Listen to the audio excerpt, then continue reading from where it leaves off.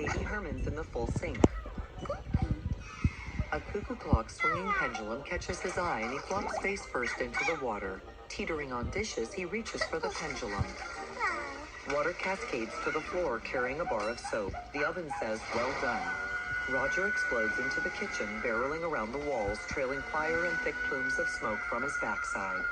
Roger hits the soap bar, which ricochets from a latch and hits Baby Herman's bottom, launching him toward the pendulum. He grabs it. Kettle's still on his head. Roger lurches backward and his fingers point into a pair of electric sockets. His head slams against the wall. A crack climbs up the wall above Roger's head, releasing a shelf piled with pots and pans. They fall on his head. Hot sauce falls off the shelf, pouring into the kettle's spout. Baby Herman swings for the fridge. The hot sauce blasts Roger across the room into a fold-down ironing board. Baby swings to a shelf above sharp utensils. The shelf breaks and a pickle jar falls, catapulting the utensils. Herman springs from a plunger to the fridge. I'm here, baby! The knives fly at him, landing all around him. One parts his hair. The plunger lands in the toaster, which fires it into Roger's face. Roger flies through the air, struggling with the plunger. He frees his face only to slam it into an Acme Suckalux vacuum cleaner exhaust opening, filling him with air. He inflates like a Thanksgiving parade balloon. Baby Herman, eyes full of joy, opens the jar. Roger reaches the breaking point and flies off the vacuum. He zips wildly through the air, finally stopped by the refrigerator. Roger struggles to shake the fridge off of his upper body. Baby Herman, grasping a cookie, falls onto Roger's belly. Roger bench presses the fridge. With a big smile, he lifts Baby Herman. The fridge drops onto his head. The door opens. Cut! Birds circle Roger's head on a live-action set. Cut! What the hell is wrong with that cake? Nothing with you, Baby Herman. You were great. You were perfect. You were better than perfect. This Roger, he keeps blowing his lines. Roger, what's this? A tweeting bird. A tweeting bird. Roger, read this. Look what it says. It says rabbit gets clunked, rabbit sees stars. Not birds, stars. Can we lose the playback, please? Roger, you're killing me. For crying out loud, Roger. How many times do we have to do this damn scene? No! I'll be in my trailer. Taking a nap. Excuse me, Toots. He scoots under her dress. My stomach can't take this. This set is a mess. Clean this set up. Get him out of there or seal him up in it. Lose the lights. And say lunch. That's lunch run ahead. Please, Raoul. I can give you some. Just drop the refrigerator in my head one more time. Roger, I got on your head 23 times already. I can take it. Don't worry about me. I'm not worried about you. I'm worried about the refrigerator. I can give you some. Look. He hits his head. Bells appear. Everything but stars circle. In the soundstage shadows, a man in a fedora watches Roger hurry off. Tunes. He glowers, then nips from a liquor bottle. His lips flatten against his teeth. He holsters the bottle under his coat. Mr. Maroon, Mr. Valiant's here He throws up a hand. He'll be right with you. Hollywood, 1947.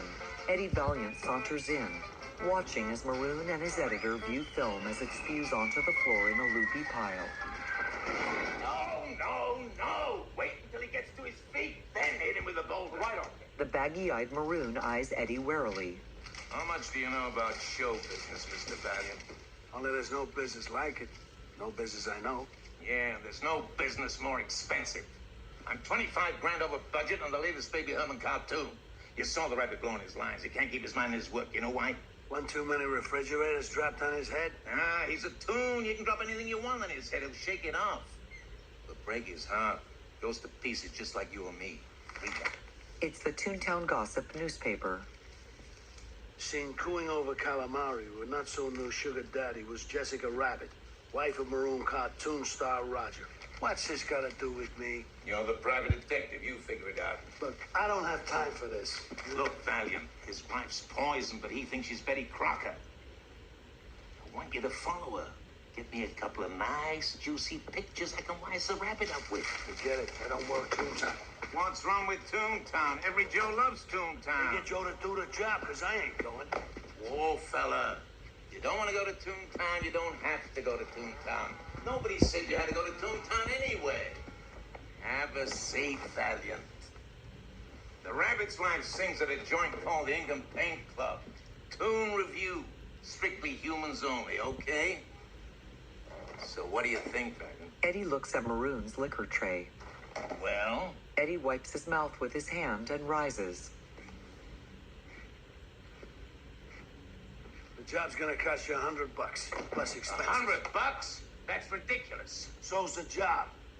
All right. You got your $100. Have a drink, Eddie. I don't mind if I do.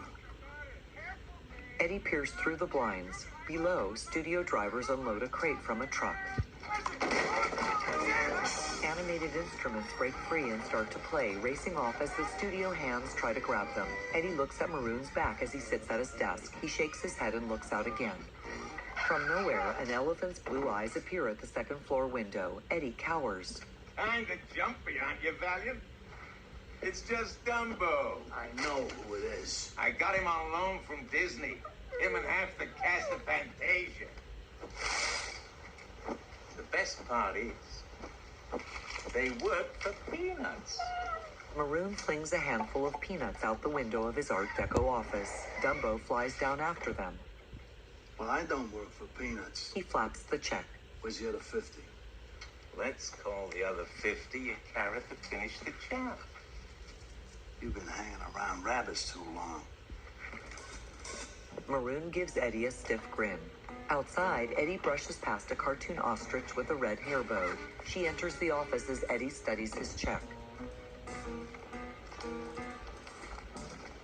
A woman holding a clipboard is followed up the steps by a cartoon frog in a derby hat. Eddie sees a quartet of cartoon brooms cleaning up the doorway of a soundstage as a saxophonist plays to them. A cartoon pelican mailman paddles by on a real bike with an alarmed fish in his bill. Oh, excuse me. A cartoon hippo in a tutu bumps Eddie, who watches her eyes wide. He sashays past the mailman scooping up his spilled delivery. A line of cows prepare for a cattle call. Eddie moves past a studio street full of workers and cartoon characters. The hippo sits on a bench with a man breaking it and launching him straight up. Eddie watches as the man disappears in the air, while a crowd of cartoon devils with pitchforks pass him. The Sunset Boulevard streetcar stops in front of Maroon Cartoon's front gate. Eddie trots to it, waving off Coco the Clown. He reaches a middle door as the conductor closes it, then holds up his check. What do I look like, a bank? Eddie looks around, crouching, then hops on the back bumper with a couple of young boys. Wait for me! Eddie pulls him on board. Hey, mister, ain't you got a car? Who needs a car in L.A.? We got the best public transportation system in the world. A sign reads, Pacific Electric, the world's finest public transportation system. A crane raises a second sign below it, now a Cloverleaf Industry. 1940s cars line the curbs as the Pacific Electric streetcar glides down Sunset Boulevard in Hollywood. Eddie slides off the back bumper of the streetcar as it's moving. See you later! Thanks for the cigarettes. Eddie smiles at them as the streetcar pulls away. He crosses to a building and straightens an askew plaque at the entrance. It reads, Valiant and Valiant. Hey, Eddie, how's it going? Okay, what you got for me? The usual bills. As the mailman goes into the building, Eddie absently shuffles the envelopes in his hands. Ladies in dresses and hats pass him on the sidewalk outside the Cloverleaf building. Eddie crooks the corner of his mouth and chucks the mail into a trash can. He trots to the terminal station bar. Are you okay? A stained glass chandelier swings and flickers as the electric train passes below. Eddie sees a man face planted on a table. He puts the guy's conductor's hat back on.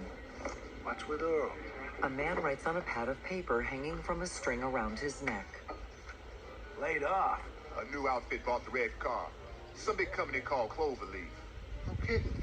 They bought the red car? Yeah, put the poor guy on 2 weeks' notice. Cutbacks, they said.